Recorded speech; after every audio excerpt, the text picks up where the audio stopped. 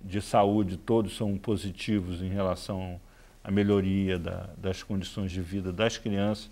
Agora, nós estamos tendo um problema gravíssimo com os adolescentes, principalmente por causa dos adolescentes em situação de risco. Eu vou dar um exemplo aqui, que é uma coisa que me horroriza. Quer dizer, se a gente for fazer assim, definir o centro geográfico do Brasil, talvez seja a rodoviária de Brasília. É o ponto mais... Tem gente que pensa que o ponto central de Brasília é a Praça dos Três Poderes. Não é, é a rodoviária. Ali é que concentra o maior número de pessoas todo dia e tal. A quantidade de crianças drogadas que a gente encontra ali a qualquer hora do dia ou da noite é um negócio impressionante. Assim, não era para existir isso ali. O problema do menor em situação de risco, da criança em situação de risco, dos adolescentes em situação de risco, são as políticas públicas. É a falta de políticas públicas eficazes. Porque o Estatuto da Criança e do Adolescente é uma lei, vale resgatar esse histórico, que o Estatuto surgiu para garantir a proteção integral à criança e adolescente, romper com a doutrina da situação irregular, que é uma situação da criança, do menor, era o menor irregular, que estava em situação irregular e precisava de tratamento para tornar-se regular, situação regular do menor. O Estatuto da Criança e do Adolescente vem romper com isso, vem trazer a doutrina da proteção integral, garantir aquela criança, aquele adolescente está em situação de risco ou em qualquer outra situação que esteja sendo violadora de seus direitos, garantir a proteção integral àquela criança. E a falta dessas políticas públicas é o que acontece, que resulta nessas situações. Mas existem tentativas e experiências de políticas públicas e trabalhos. Por exemplo, a Ivone mesmo é uma pessoa que se dedica a isso desde aquele episódio lá da Candelária. Eu me dedico, mas a Luciana tem razão. É que tem que ser para o Brasil inteiro como um todo e acabar com as disparidades regionais ou municipais, porque isso é muito grande.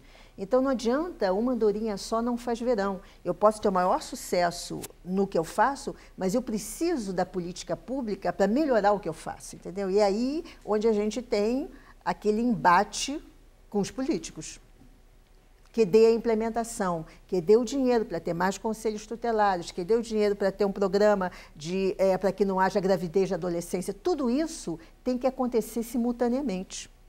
Esse é o problema. É que você não tem uma política institucionalizada, uma política de Estado, com recursos que receba recursos e investimentos a longo prazo. Porque o trabalho da Dona Ivone, por exemplo, não é um trabalho autossustentável pontual, que vai receber com prazos, metas e resultados, com recursos públicos determinados de mês a mês, determinados meses, e a partir daí o projeto torna-se autossustentável.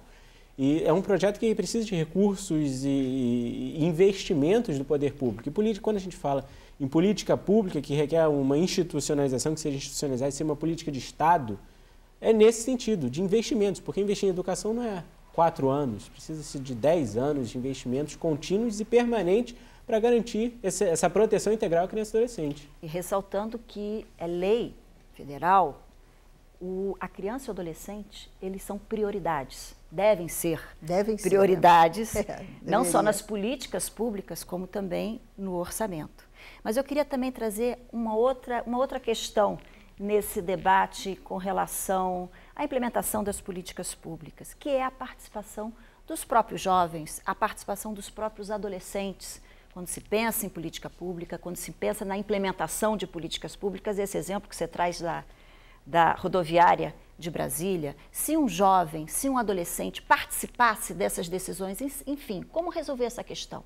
Se um jovem pudesse ser escutado, não só dar o direito à voz, mas também dar o direito à escuta, com certeza as políticas públicas seriam implementadas de uma forma muito mais efetiva. Aqui nós temos um exemplo ao vivo e a cores do Luiz Fernando, né, que participa dessa Associação Brasileira de Magistrados, então são promotores públicos, juízes e defensores, e que lá tem essa comissão de jovens, de estudantes de direito, de jovens que têm todo um olhar diferente para o nosso mundo, um olhar diferente para a sociedade, um poder de criatividade, de inovação, inteligências diferentes, que nós adultos já estamos mais engessados, mais focados, não temos uma visão tão ampla. A participação dos jovens, dos adolescentes é fundamental para que o Estatuto da Criança e Adolescente seja de fato implantado no Brasil? E, em geral, o que acontece é que um jovem em situação de risco, um adolescente em situação de risco, tem uma família desestruturada. O pai é alcoólatra, largou a mãe também é alcoólatra, ou não está desempregada, não tem instrução para orientar os filhos na escola. A escola também não tem estrutura, nem gente preparada para lidar com jovens mais problemáticos, que precisam de mais atenção.